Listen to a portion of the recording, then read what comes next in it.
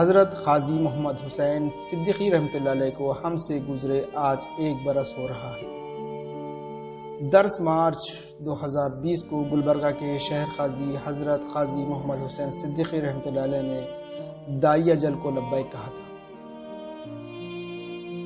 قاضی صاحب کے اس دار فانی سے کوچ کرنے سے شہر گلبرگہ میں ملی تڑپ رکھنے والی ایک ہمدرد شخصیت کا ایسا خلا پیدا ہوا جس کی پابجائی مستقبل قریب میں پوری ہوتی نظر نہیں آ رہی ہے۔ مرحوم قاضی محمد حسین صدیقی رحمۃ اللہ علیہ کئی ایک صفات اور خوبیوں کے مالک تھے۔ بیک وقت عالم دین، قانونی امور کے ماہر، مصالحت کار، دانشور، مدبر، دور اندیش، ادبی و ملی شخصیت تھے، گویا اپنے آپ میں ایک انجمن تھے۔ اسلام کے آئلی نظام پر آپ کی خاص نظر تھی۔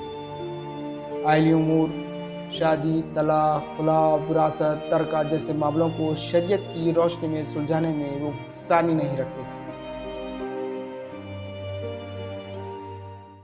آئلی قوانین کے سلسلے میں، مسلم پرسنل لا کے سلسلے میں، اور پھر یہ طلاق اور خلا کے سلسلے میں جو ہمارے پاس ایک بہت ہی یعنی مسلم معاشرے میں ایک دیگرگوں کیفیت پائی جاتی ہے، اس کو ختم کرنے کے لیے، بیداری لانے کے لیے اور ٹوٹتے ہوئے خاندانوں کو جوڑنے کے لیے، اور یہ طلاق اور خلا کے واقعات کو کم سے کم کرنے کے لیے جو بیداری پیدا کرنے کے لیے پروگرام ہوتے تھے، عوام کے اندر شعور لانے کے لیے، اس میں ضرور قاضی محمد حسین صاحب ہمارے ساتھ میں رہتے اور وہ اصلاح معاشرے کے لیے زبردست تقریر کرتے۔ وہ اپنی ذات میں خود ایک انجمن تھے اور مسلمانوں کے درمیان میں ما بین المسالک اتحاد کے وہ بہت بڑے مبلغ اور علم بردار تھے، اور بہت کوشش کرتے، بہت درد مندی کے ساتھ، خلوص کے ساتھ کوشش کرتے کہ مسلمانوں میں انتشار نہ رہے، مسلکی رنجشیں نہ رہیں، اور مسلمانوں میں آپس میں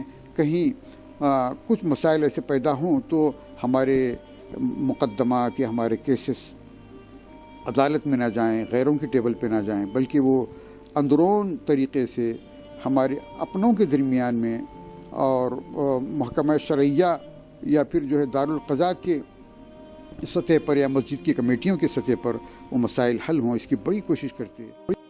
آئلی قوانین پر مرحوم قاضی محمد حسین صدیقی صاحب کی بہت زیادہ پکڑ تھی۔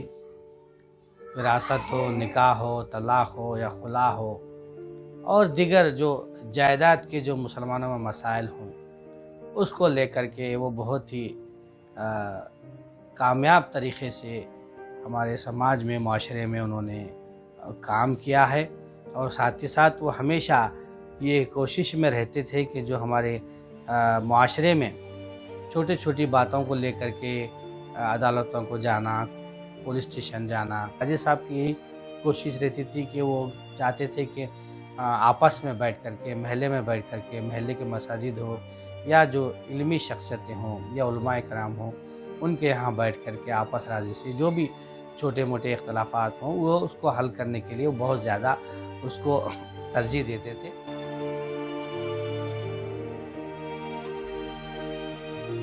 شہر قاضی ہونے کے ناطے مرحوم قاضی صاحب کے سامنے طلاق اور خلا کے بھی کئی ایک معاملہ سامنے آتے تھے۔ قاضی صاحب پہلے اقدام کے طور پر دونوں میاں بیوی کے درمیان صلح کی کوشش کرتے، پہلے دونوں کے درمیان اختلافات کی وجہ کا پتہ لگاتے، پھر دونوں کی الگ الگ کونسلنگ کرتے۔ اس طرح مرحوم قاضی صاحب نے کئی گھروں کو ٹوٹنے سے بچایا۔ وہ فقہی مسائل میں بھی بہت جو ہے نا عوام کو سہولت پہنچاتے تھے۔ جب بھی ان کے پاس کوئی مسئلہ آتا میاں بیوی کے طلاق کا، وراثت کا، تو انہوں نے بہت ہی اس کو احسن طریقے سے جو ہے نا اس کو سلجھا کر لوگوں کو فائدہ پہنچایا۔ بلکہ ایک زمانہ تھا ہمارے سجاد صاحب مرحوم سید محمد الحسینی صاحب قبلہ کے زمانے میں بھی، رحمۃ اللہ علیہ کے زمانے میں بھی ایک نہیں تین جو ہے نا قضات قائم ہوئے۔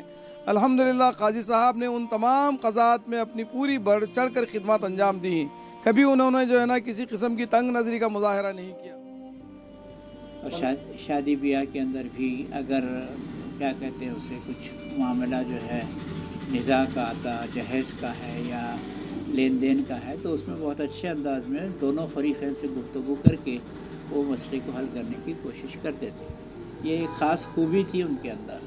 تو بہت ہی ملنساری سے ملتے تھے. ان کے پاس اکثر میں جاتا تھا، آفس میں بیٹھتے تھے ہم، تو لوگ آتے تھے، شادی کے مسائل لے کر آتے تھے. الحمدللہ بہت ہی خوش اسلوبی سے ملاقات کرتے تھے. کبھی میں نے جھڑکتے ہوئے یا پیشانی پر بل ڈال کر کے گفتگو کرتے ہوئے ان کو نہیں دیکھا ہے. ہر ایک کے ساتھ بڑا اچھا رویہ ان کا رہا ہے. مرحوم قاضی محمد حسین صدیقی رحمۃ اللہ علیہ کی ایک خاص بات وہ ملت کا تڑپ رکھنے والی شخصیت تھی. ملی مسائل پر ان کی خاص نظر تھی. مرحوم قاضی صاحب ملی مسائل کی نشاندہی کے ساتھ ساتھ اس کا حل نکالنے کے لیے حتی الامکان کوشش کرتے تھے. شاہ بانو کیس میں مرحوم کی خدمات آج بھی یاد کی جاتی ہیں.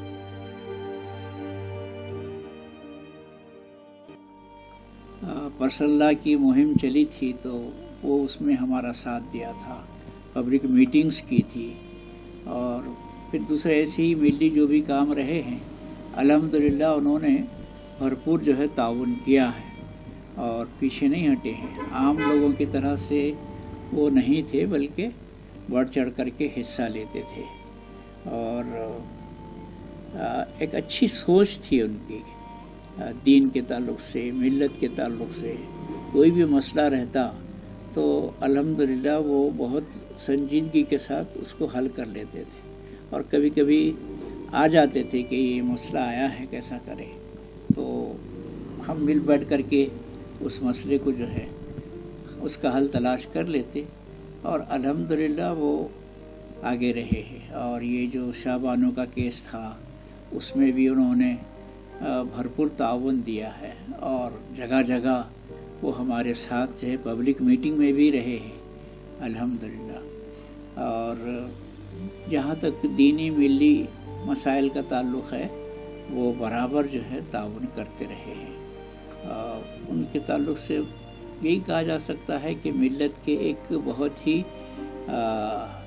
ملی درد رکھنے والے نمایاں انسان تھے. اسی دوران میں مختلف موقع پر ہم نے مختلف موضوعات پر، بالخصوص یوم قدس پر اور جنگ بدر پر ان سے بارہا جو ہے نا ان سے تقریر میں انہوں نے اس موضوع پر اپنے خیالات کا اظہار کیا.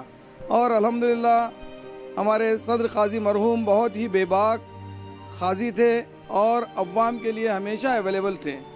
اور مجھے اچھی طریقے سے یاد ہے کہ انہوں نے شاہ بانو تحریک میں 1987 میں جس جو ہے نا متحرک جس جو ہے نا مصروفیت کے ساتھ اپنی خدمات انجام دیے ہیں، وہ بھی جو ہے نا سارے شہر کے لیے بہت ہی زیادہ کارآمد رہی. اپنی گناہوں مصروفیات کے باوجود مرحوم قاضی محمد حسین صدیقی رحمۃ اللہ علیہ کو پڑھنے، لکھنے، تحقیق اور ریسرچ کا بھی شوق تھا. مرحوم ادبی ذوق بھی رکھتے تھے. کلیات وہاج اس کی ایک مثال ہے، جس میں انہوں نے اپنے والد محترم قاضی محمد حسن عتیق اللہ وہاج صدیقی کے کلام کو شائع کیا. اس کے علاوہ قاضی صاحب نے اپنی تحقیق کے ذریعے دکن کے موروثی قضات کے نام سے کتاب شائع کی. اسی طرح قانونی پہلوؤں کو نظر میں رکھتے ہوئے قاضی صاحب نے انگریزی زبان میں حیدرآباد عطیات انکوائری ایکٹ قاضی ایکٹ 1880 کے عنوان سے بھی ایک کتاب شائع کی. مرحوم قاضی صاحب کل ہند سطح پر نظام قضات کو مضبوط بنانے کے بھی خواہاں تھے. اس ضمن میں وہ قومی سطح پر کافی متحرک تھے. آل انڈیا دارالقضات دہلی کے نائب صدر تھے. وہی انجمن قضات کرناٹک کے جنرل سیکریٹری تھے. قاضی صاحب کی خدمات کے اعتراف میں انہیں کئی ایک ریاستی اور قومی سطح کے ایوارڈ سے بھی سرفراز کیا گیا تھا، جس میں سال 2012 میں جے پور میں دیا گیا ایوارڈ قابل ذکر ہے. بیورو رپورٹ، ہند کرونیکل، گلبرگہ.